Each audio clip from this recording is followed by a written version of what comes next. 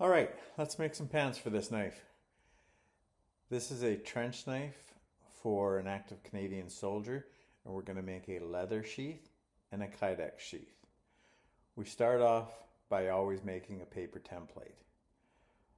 Paper is much cheaper than leather. It also gives us templates to help us cut the leather. Let me know if there's something specific you want to see, or if you have any questions, throw them down in the comments. And always, if you like these, please hit that subscribe button and like the video.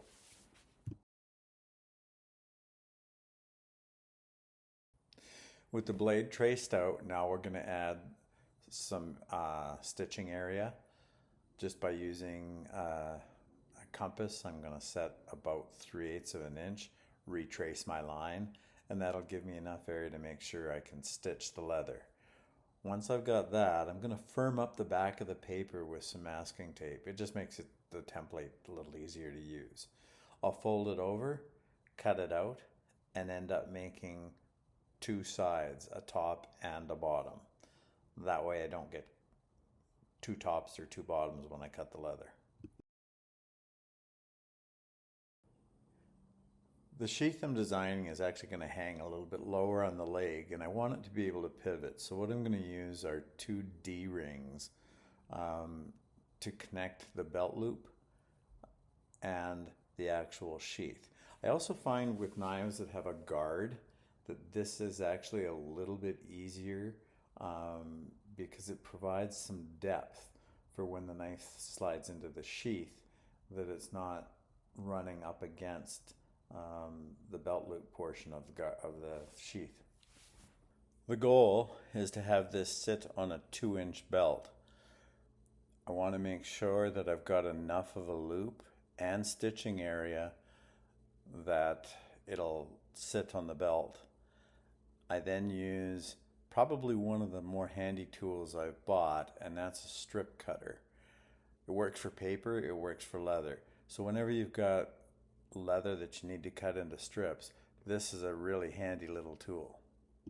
It's kind of cool because it actually ensures you have nice straight sides.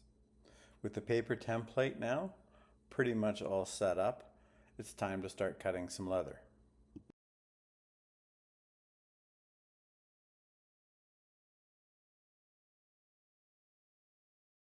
And this is where the paper template of both the front and the back really always helps me out. I can't count the number of times that I've actually made two tops or two bottoms. So by having both paper pieces, I make sure I get a top and a bottom that actually fit together. I'll tape them to the leather and then we'll get them cut out.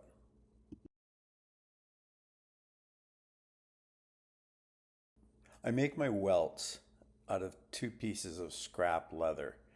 What this does is it allows me to leave a little hole at the bottom of the sheath to allow for airflow and any moisture or water that might happen to get in there to drain out so it doesn't sit in there. It creates airflow as well so that it can actually breathe if it does get wet.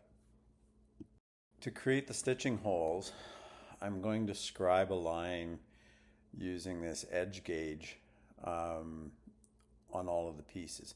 That way I'm ensuring that I've got all of my holes exactly the same dimension from the edge. And as long as I start from the same position, all of the holes should line up. I found this technique to actually work pretty good. And now we simply add holes all the way through all of the pieces. I start from the same point and count the number of holes as I'm doing it. So I start the first row and make sure that I start exactly the same. So I use the gauge on the punch to mark where my hole is going to go. And then it's a matter of just punching like crazy. One of the things to do to make sure that you can always line them up is simply poke through, hold the parts together, poke through, and you'll see a small little dot where you can start punching the next ones.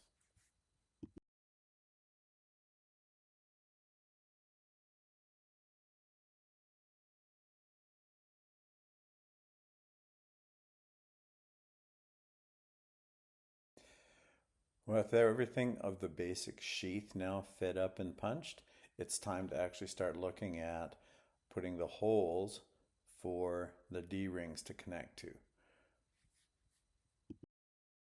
We'll use some of the strapping that we cut to just simply make a couple loops, transfer the marks across, and make sure we've got holes now that'll hold the D-rings. We prep all the edges by doing something called skiving. It takes the hard edge off the leather so it doesn't peel and roll.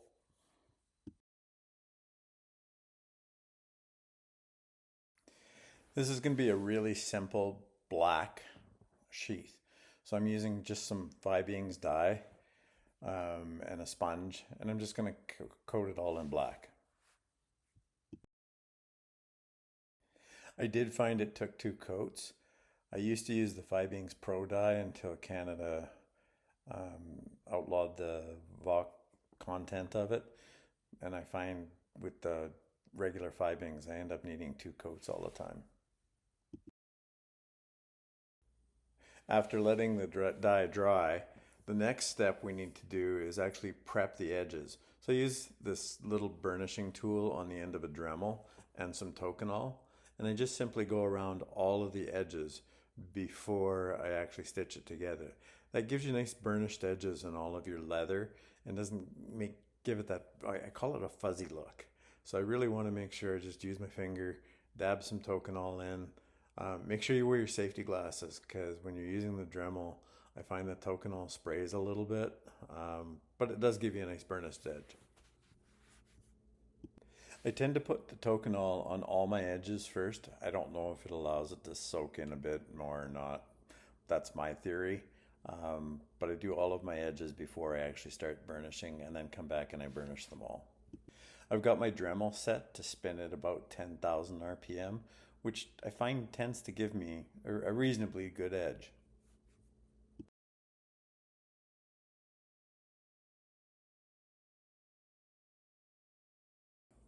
With all of the edges done, next is to treat the leather. I'm going to use some pure neat's foot oil and cover all of the surfaces with neat's foot oil before I actually stitch it together. That'll help protect the leather. I find neat's foot actually dulls the color, which is okay. In this case, it's a military knife. I don't want something too shiny. Looking for more of a matte color versus a shiny color. The first step in stitching it all together is to actually put the D-ring on the back of the sheath. So we'll put that in first and then start stitching it all together. I always finish a piece by doing a double loop, and then instead of using a lighter, I picked up this handy dandy little burner. It's really just like a battery powered soldering iron, but what it does is it melts and burns the wax thread without having to use a lighter. Works quite slick actually, as you can see. I'll trim up the welt to make sure I've got that hole we talked about earlier. Everything's going to fit. We'll sew it all together and we should have the sheath portion done.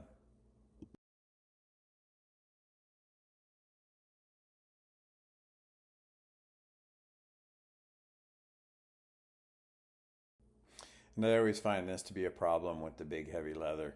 I end up breaking needles. You can see here the eye just couldn't take the stress anymore and it broke off. So get lots of needles.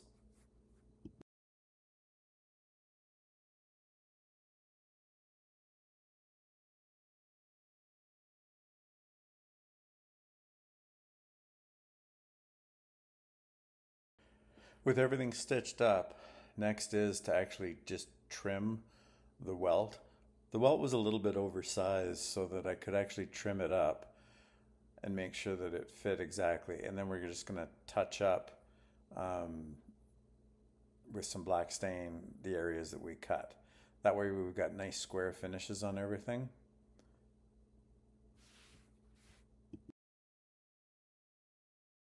And now with everything sewn together, I'm going to take it over the 2x72 with a 240 grit belt, and all I'm going to do is sand the edges, make sure that they're all nice and even.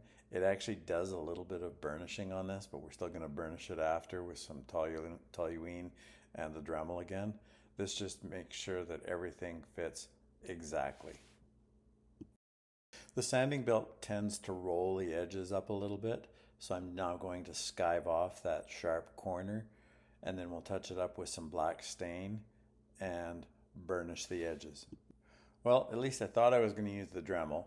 What ended up happening was the Dremel was too small to fit the thick leather, so I ended up having to do it by hand. After adding the drop, I now put the knife in and measure where I want the handle strap. I didn't measure this before because I wanted to make sure that the knife fit in the sheath and I could actually measure exactly where we needed it to be. So I'll put the knife in, mark where I can put the strap on so that we get a positive fit and a zero slop lock on the blade. I sew on the handle strap and then add the top D-ring. What this actually gives me are two hinge points on the strap. That way, as you wear this and your leg moves, by using the tie we're going to add to the bottom, we end up with a very flexible sheath that doesn't impinge movement.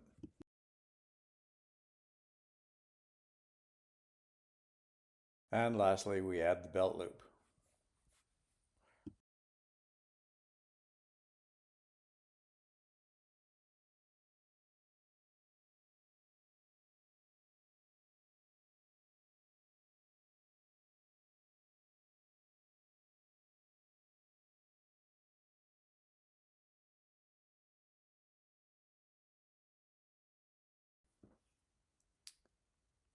Insert the knife and we'll mark where we need the snaps to go for the handle strap. Use an awl to simply just poke through the leather. That gives me a mark. And then this leather punch to punch holes for the snaps.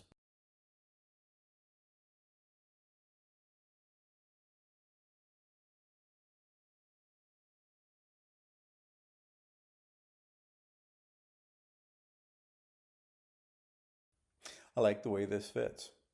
Next up, we have to actually put a hole in the tip.